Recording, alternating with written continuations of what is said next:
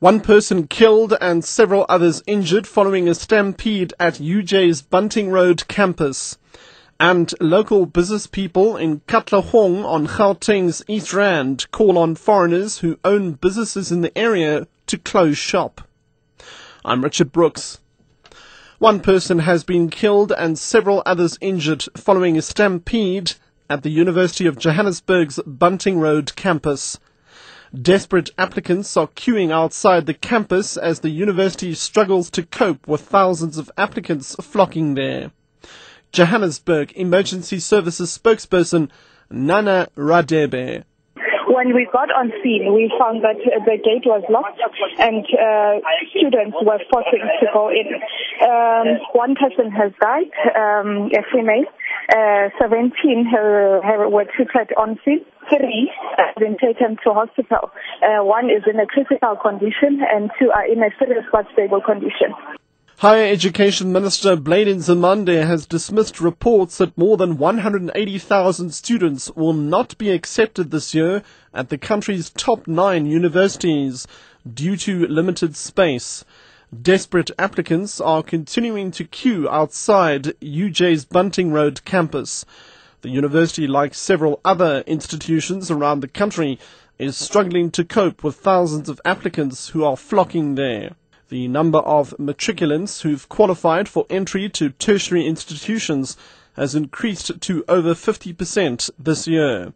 Nzimande had this to say. The first new entrants that will come in terms of the numbers that are there, they will get accepted at universities. Those are the numbers and the plans that we actually have with the university. For example, those who qualify to enter for bachelor from last year's matric results are 120,000. And there are 180,000 spaces for new entrants. Okay, so that's just for those who qualify to do degrees. Local business people in Katlehong on Gauteng's East Rand have called on foreigners who own businesses in the area to close shop.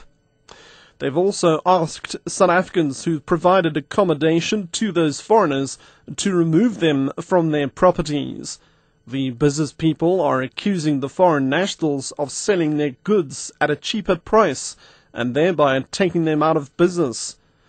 Ekurhuleni Concerned Business and Enterprise Forum's Basna Molloy. Now, a decision was taken at the meeting yesterday that we have been doing this peacefully and we are going to still do it peaceful, but this time we are going to be a bit harsher and we will go from home to home. All the people that are giving these people a place, they were all called to the meeting and they agreed that they are real. What you are doing is wrong. We think we are selling our land and we are closing the business of our locals. Then they started going from house to house and asking these people that by this morning nobody should be the shop should be open that belongs to a foreigner.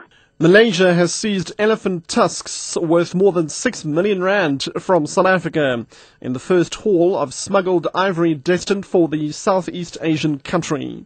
Customs officials say the tusks weighing some 500 kilograms were discovered during inspections at the busy Port Klang in central Selangor state. Recently, Malaysia has seized several large shipments of African ivory, but they were all destined for other countries. The Wildlife Trade Monitoring Network, Traffic, has warned that other regional countries to be on high alert. It says ivory smuggling has increased sharply since 2007.